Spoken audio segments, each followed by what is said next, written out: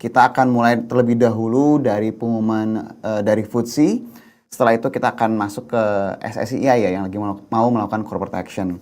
Jadi untuk FTSE sendiri, kalau misalnya kalian lihat dari pengumuman yang sudah dirilis beberapa waktu yang lalu sebelum kita libur, ini pas marketnya close, pengumumannya ini rilis. Di sini FTSE menyebutkan bahwa mereka akan melanjutkan freeze yang sebelumnya sudah dilakukan pada review sebelumnya. Jadi kalau kalian lihat di tampilan saat ini, Pak Fajar boleh tolong dibantu untuk ditampilkan. Ini kalian bisa melihat bahwa pengumuman resmi dari FTSE di sini disebutkan bahwa freeze ini akan berlangsung dalam rangka mereka memonitoring reformasi yang sedang dilakukan dari Indonesia nih, my friends. Jadi sebenarnya kalau kalian perhatikan secara seksama, baik MSCI maupun FTSE sejauh ini mereka sedang mereview apa yang sedang dilakukan dalam skala yang besar ya, reformasi di Indonesia ini.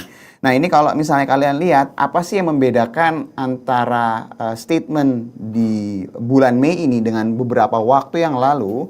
Di sini yang membedakan adalah FTSE menyebutkan kalau di pengumuman sebelumnya itu freeze, tapi mereka masih bisa melakukan perubahan ya dari sisi upgrade atau mungkin ada penambahan bobot atau yang berhubungan yang sifatnya positif ya. Tapi kalau kali ini satu arah nih my friends. Jadi hanya yang memang pengurangan bobot, perubahan di downgrade atau mungkin dikeluarkan dari list karena memang masuk ke list saham-saham HSC itu yang dilakukan untuk pengumuman saat ini. Jadi kalau misalnya kalian perhatikan secara seksama, sebenarnya ini hampir sama dengan MSCI dan kali ini FTSE juga menegaskan bahwa saham-saham yang masuk ke list saham HSC itu pasti dikeluarkan. Nah, untuk FTSE sendiri saat ini yang masuk ke dalam saham list HSC itu hanya DSSA. Jadi kalau misalnya kalian perhatikan di sini yang membedakan sama MSCI, di sini yang dihapus, yang dikeluarkan dari FTSE sudah pasti itu hanya DSSA. Sejauh ini kalau berdasarkan informasi yang dirilis sama pihak FTSE. Nah, kalau kalian tanya lagi kira-kira imbasnya akan seperti apa? Apakah hal ini di luar ekspektasi oleh ekspektasi pasar? Jawabannya ini sudah sesuai dengan ekspektasi pasar. Kenapa? Karena kalau MSCI memberlakukan interim freeze lanjut ya yang kemarin yang beberapa waktu kita pernah bahas, FTSE cepat atau lambat pasti juga akan melakukan hal yang sama. Dan ini kalau misalnya kalian lihat sebenarnya FTSE itu beberapa waktu lalu di review sebelumnya dia juga masih melakukan freeze tapi memang masih memberikan kelonggaran ya. Tapi kali ini memang hanya fokus terhadap saham-saham yang diturunkan bobotnya, di downgrade dan dikeluarkan karena efek masuk ke dalam list saham-saham HSC.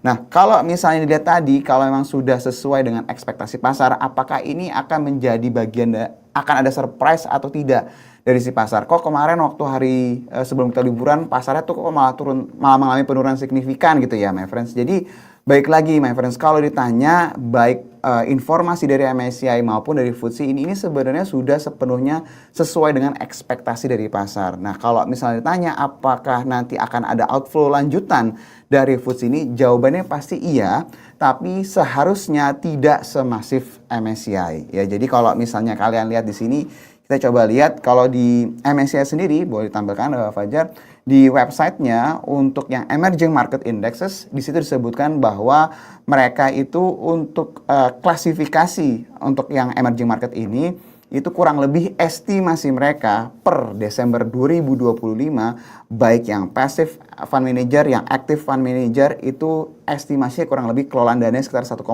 triliun US dollar.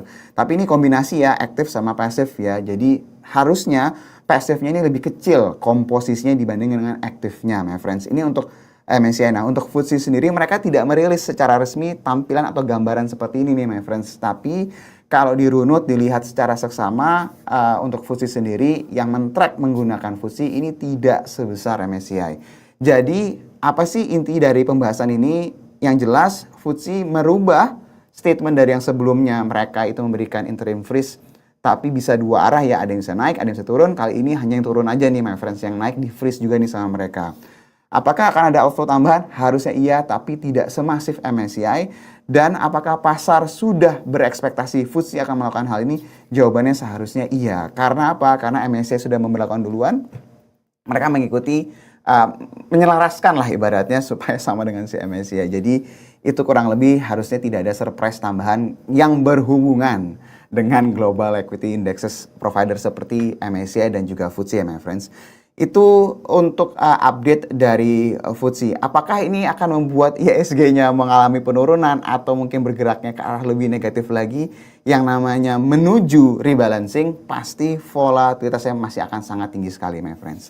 Nah, selanjutnya